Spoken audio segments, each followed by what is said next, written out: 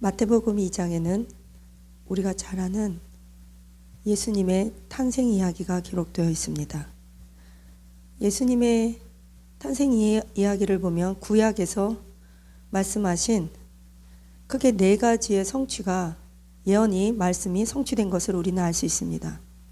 첫 번째는 메시아는 나사렛에서 나온다. 두 번째는 라헬이 통곡하는 이야기입니다. 위로받기를 거절하였도다. 그러니까 예수님의 탄생과 동시에 2살 이하의 남자아이들이 다 죽을 만큼 큰 곡소리가 있을 그런 사건이 벌어집니다. 마치 모세 때와 같다는 겁니다. 세 번째는 애굽으로부터 아들이 돌아온다. 이것은 호세아서 11장 1절의 말씀을 예언되어 있는데 마태복음 2장 15절에서도 헤롯이 죽기까지 예수님께서 애굽 땅에 도망가셔서 거기 애굽에 있었으니 이는 주께서 선지자 호세아 선지자를 통하여 말씀하신 바 애굽으로부터 내 아들을 불렀다 함을 이루려 하심이라. 이렇게 그 다음에 이렇게 베들레헴에서 또 메시아가 나온다. 그러니까 베들레헴, 나사렛, 라헬의 통곡, 그 다음에 애굽에서 내 아들을 불렀다 함을 호세아 선지자를 통해 말씀하신 것을 예언을 성취하시는 내용입니다. 우리가 잘 아는 동방박사가 누구인지 정확히 모릅니다. 그러나 유대인은 아닙니다. 어쨌든 동방박사는 별을 보고 헤롯 왕에게 찾아갑니다. 그리고 이곳에서 왕이 나셨다 하는데 알고 계신가 물었습니다.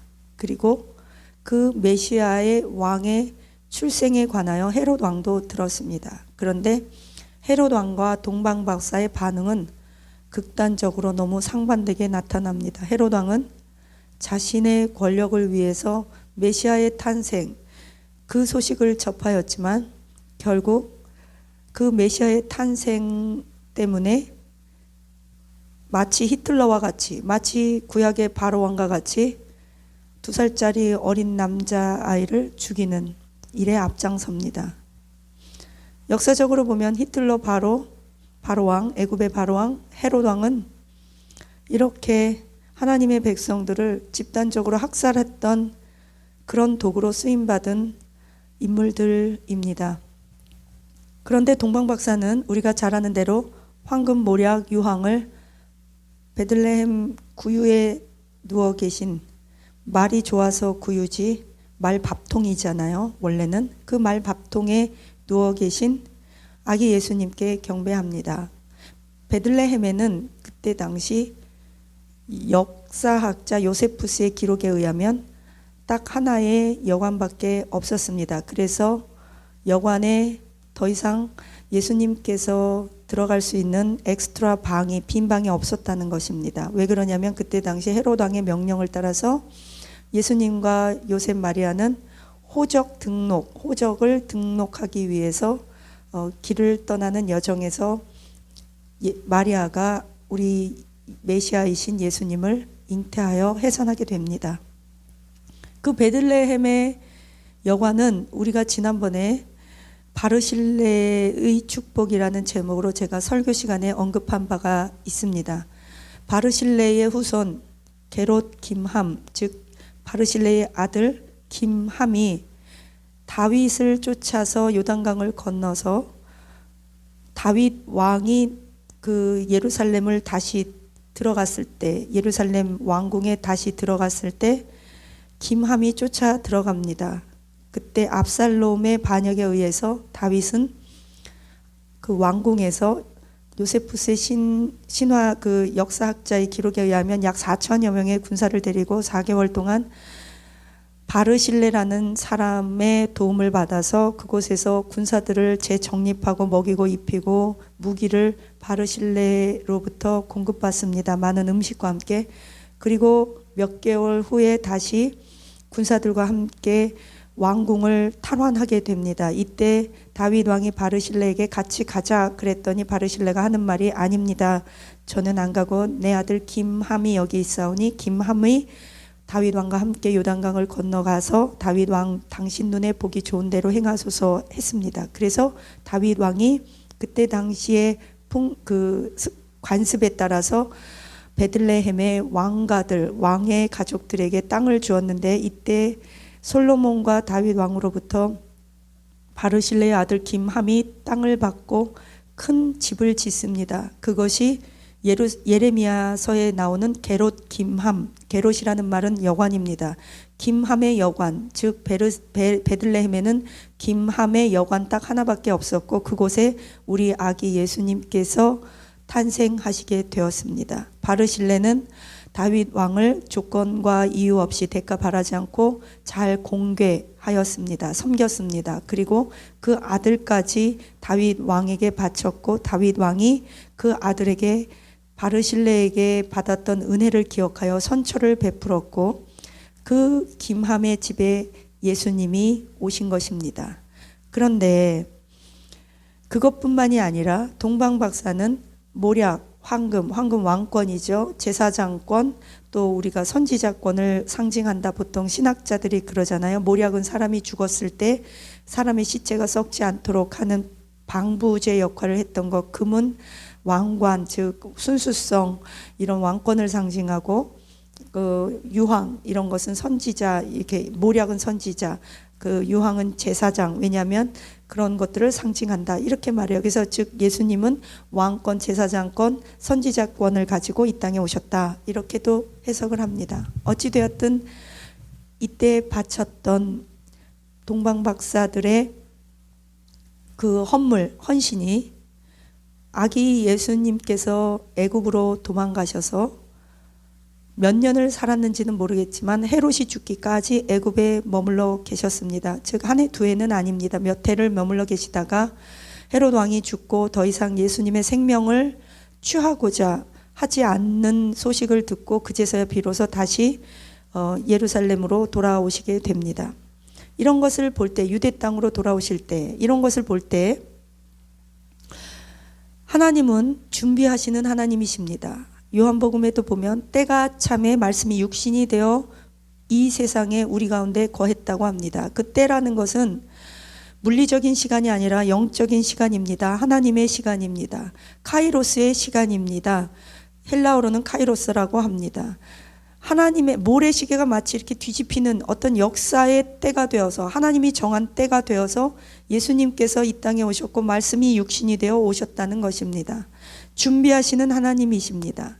하나님은 로마의 도로를 그 사이에 말라기부터 마태복음 그 400여 년 동안에 하나님은 로마의 도로를 준비하셨고, 지금의 영어와 같은 그리스어, 헬라어가 다 이 신약으로 쓰여질 수 있도록, 헬라어가 세계 국제 공통어가 될 수 있도록 그 길을 준비하셨습니다. 그래서 구약은 아람어와 유대어, 그 이스라엘 히브리어로 되어 있지만 신약은 헬라어, 그리스어로 되어 있습니다. 히브리라는 말은 그 유대인들, 이스라엘 사람들 말이고요. 헬라 그러면 그리스를 말합니다. 그때 그리스 문명, 그리스 철학, 그리스 언어가 지금의 영어처럼 이렇게 세계 공통어로 사용되었죠. 그래서 어쨌든 하나님은 복음이 전 세계로, 특히 유럽으로 잘 뻗어나가도록 모든 것들을 다 준비하였을 때 이제 예수님께서 이 땅에 오셨습니다. 게롯 김함, 그곳에 오셨습니다. 김함의 여관에 오셨습니다. 아버지 바르실레의 복을 받아서 김함, 그 얼마나 영광스럽습니까? 예수님께서 이 땅에 오시는 그 장소로 쓰임받았다는 것은 정말 영광스러운 일이 아닐 수 없습니다.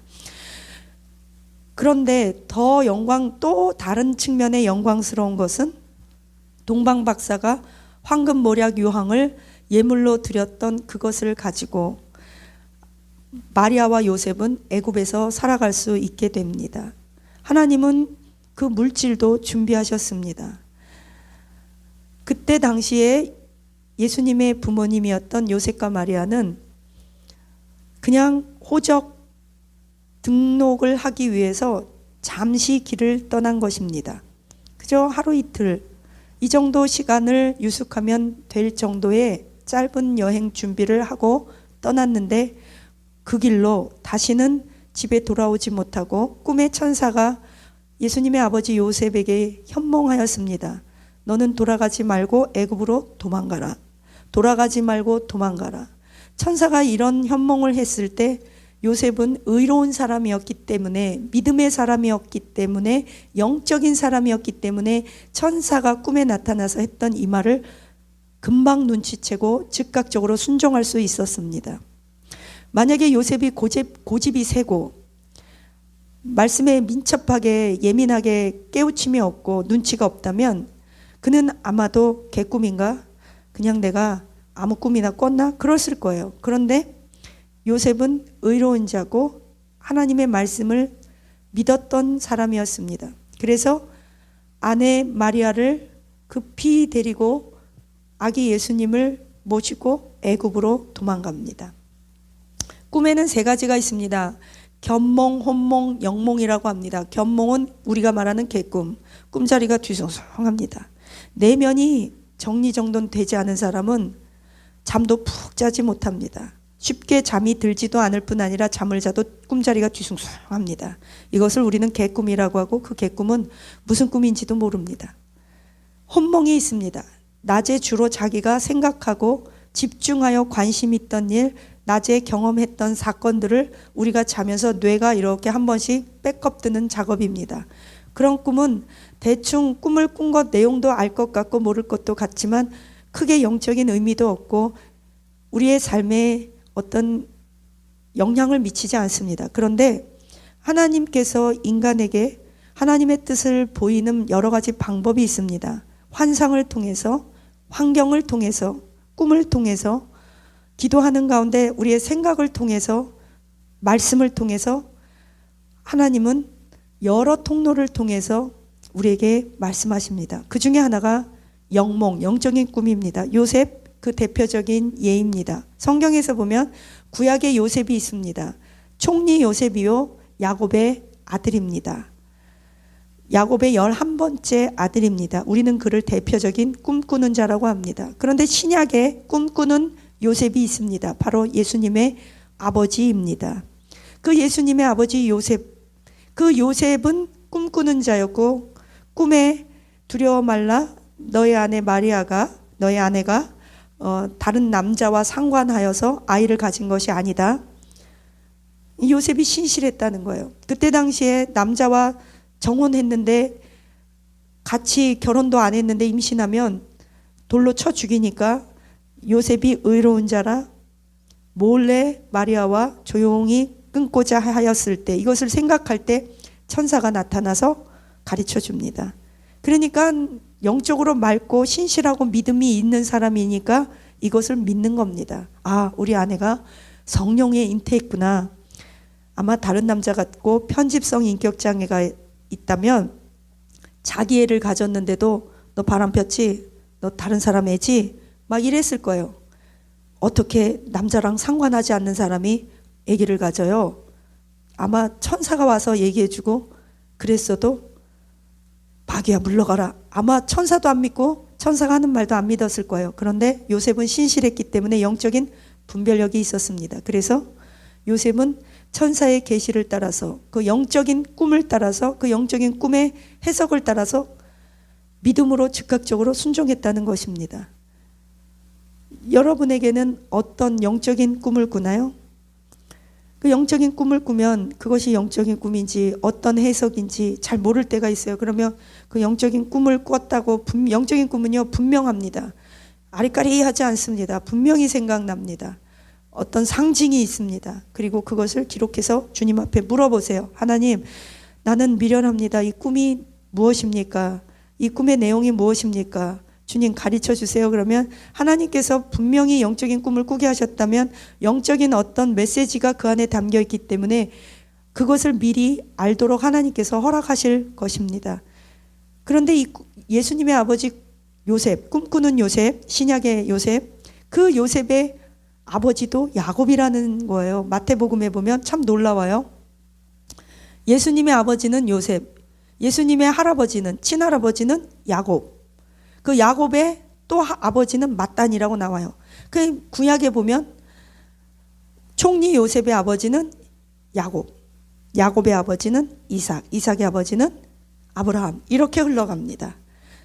언약의 씨와 언약의 씨가 이렇게, 참 우연인지는 모르겠지만 이 이름조차도 이렇게 2대가 같이 가고, 구약의 꿈꾸는 요셉과 총리 요셉, 신약의 꿈꾸는 예수님의 아버지 요셉도 참 신실한 분들이었습니다. 우리가 이렇게 예수님의 탄생에 대해서 생각해 볼 것은, 첫째, 메시아의 탄생 소식을 듣고도 헤롯은, 역사학자들에 의하면 헤롯은 에돔 족속, 에서 족속의 피가 흐르는 사람이었다고 말하기도 합니다. 어찌 되었든 간에 똑같은 메시아, 똑같은 구세주의 소식을 접했을 때 동방박사와 같은 사람들은 커다란 헌물로 하나님 앞에 헌신합니다. 요셉과 같은 자는 생명 걸고 예수님을 지켜냅니다. 수천 년 동안에 바르실레와 그의 아들 김함을 통해서, 그들의 헌신을 통해서 예수님이 태어날 집이 준비되고 쓰임받습니다. 그런데 헤롯과 같은 자는 똑같은 메시아가 이 땅에 탄생했다는 소리를 듣고 대학살 작업에 들어가며 집단적, 민족적인 살생 비극이 벌어집니다. 그런 도구로 쓰임받습니다. 수천 년이 지난 오늘날도 예수님의 탄생 소식은 어떤 자들에게는 무관심이요, 어떤 자들에게는 버림바 미움바 됐고 심판이 되며, 어떤 자들에게는 소망과 하늘에서는 영광, 이 땅에서는 평화가 됩니다. 재림주 예수님이 다시 오신다면, 어떤 사람들에게는 재림주 예수님이 갈망하면서, 그분을 갈망하면서 기다려지는 대상이 되고, 어떤 사람은 막연하게 한 귀로 듣고 한 귀로 흐르며, 어떤 사람은 예수님의 재림을 기다리며 자신의 온 일생을 그것을 위해, 그 길을 위해 헌신합니다. 어떤 사람들은 예수님의 재림이 지연되도록 방해하는 악한 도구로 사용받기도 합니다.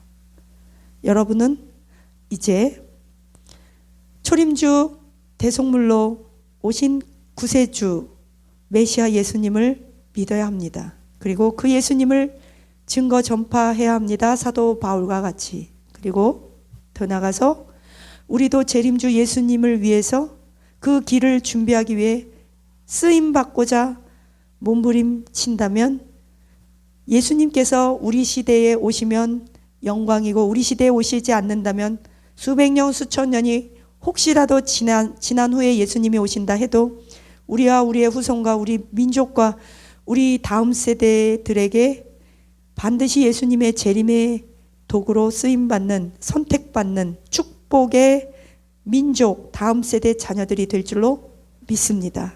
기도하시겠습니다. 초림주 예수님께 쓰임받았던 동방박사, 아버지 신실했던 요셉, 바르실레와 김함의 여관 게롯 김함을 기억합니다. 초림주 예수님, 아기 예수님 오신 소식 듣고 핍박했던 헤롯 왕을 살펴보았습니다. 주님, 이제 우리는 재림주 예수님의 길을 준비하며 사모하며 쓰임받기 위해 나와 우리의 후손들이 그 길을 준비하며 거룩하게 영광스럽게 쓰임받는 길을 우리가 준비하게 하옵소서.